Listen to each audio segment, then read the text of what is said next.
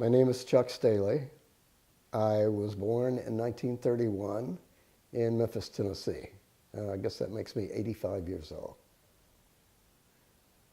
So since you were born around 1931, which is also the Depression time, how did the Great Depression influence your life?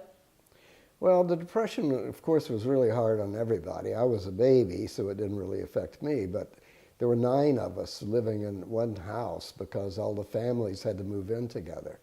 And luckily, my grandfather was a contract painter, had a painting service. So all the men in the house worked for my grandfather. And they did beautiful work, but each and every one of them wanted to get back to his old job as soon as they could. So since there was a lot of wars during your time you've lived, have you been drafted into the war, and if so, what war were you drafted into? Well, I was drafted in the Korean War, and the Korean War was shortly after World War II. I mean, after World War II, I thought, thank God, it's peace on earth. But the Korean War started, and I was just finishing college, and every young man at that time was going to be drafted or volunteer. Now, I could have gone into the Army as a lieutenant, but that was for 3 years, or I could have gone into the Army and just let them draft me, which I did. And I thought, oh boy, so that was one of the most depressing moments of my life, I think, is that I was going to have to go crawl through mud and shoot at people. But luckily, because I'd gone to Georgia Tech and studied engineering, they instead sent me to Fort Monmouth, New Jersey, and I studied microwave transmission. And then they sent me to Germany to the Siemens School to study more. And then they sent me to France, right outside Paris, to work in a microwave station. So that was pretty cool, being so close to Paris and seeing parts of the world I'd never seen before. When you lived in Memphis, what was one of the highlights of living there? Well, when I got out of the Army, I was very fortunate, and because I was an engineer, I was able to get a job as a cameraman, because you'd think that a cameraman would be like an artist, but really they had to be engineers. I guess they could whack on the camera if it broke or something. But so luckily, and I was a photographer already, so I did very well as a cameraman and soon became a director. But while I was working in television there, one of the people on one of the dance shows was Elvis Presley. So he and I met, and we also had common friends. So we became friends, hung out together, and even when I later moved to Hollywood, we knew each other out here and even worked in a few movies together. And my wife did as well. So you mentioned that you moved to Hollywood. Is there any reason why you did move to Hollywood or California in general? When I was growing up, I loved movies. I could go look at a movie and see it maybe 3 times in one day if it was the kind of movie I liked. But when I went to films, I didn't really look at the actor or the story so much as I did the cinematography, because the camera moves and all of that were like a lovely dance, because the camera moves alone just fascinated me. And so I wanted to go to Hollywood and be a cameraman. So I thought, fine, you know, I'm a director in Memphis, and that's nice, but I want to go west. So I quit my job. My wife and I moved to Hollywood, and I discovered something.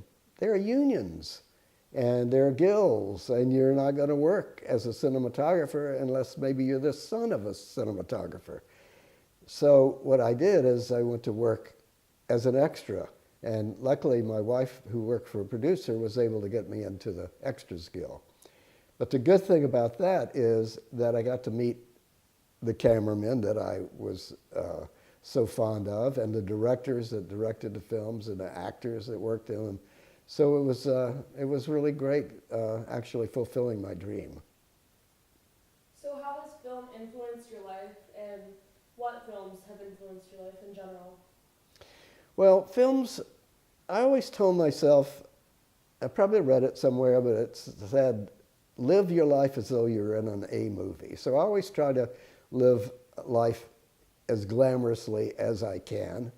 And so film noir influenced my photography skills, and working with all these famous people, it just helps me to know that there's no place like California.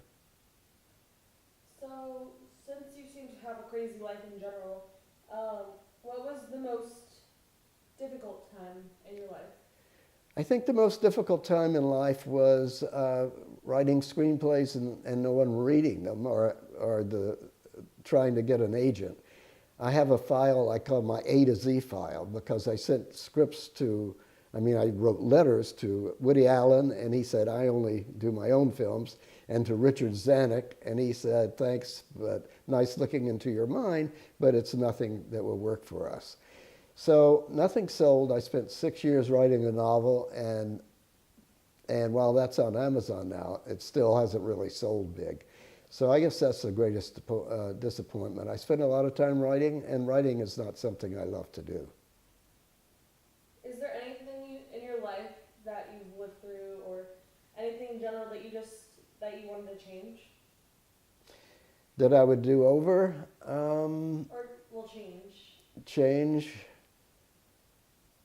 I can't say that there is. I've been pretty pleased with most of my life, and I really have never had to, I have my good health, so that's one of the most important things to me. Well, obviously you're 85 years old, as you said, but is there anything you do now, or you just stay at home? No, when I finally took off my headset and put my stopwatch in the drawer, I thought, I grew up in the Art Deco world, and I love Art Deco, so I think I'm going to start doing Art Deco work, and that's what I'm doing mostly. I started off with photography and doing,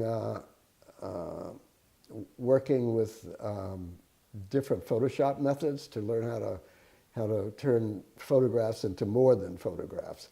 But then when I started doing Art Deco, I thought, oh, that's what I like the most. And so that's what I'm doing now, and I have my own website.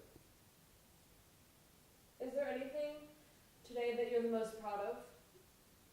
Well, when I was a few years back, I was sort of getting bored directing at the television station, so on the side I opened a store, and I designed furniture, and I had it hand-carved down in Mexico, and worked with interior designers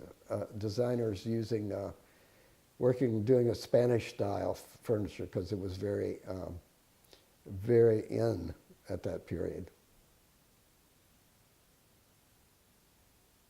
Is there anything else that you wish to say, or No. advice to give to anyone? Well, like I said, I went to Georgia Tech, and being an engineer helped me first to have a better life in the Army than shooting at people in Korea.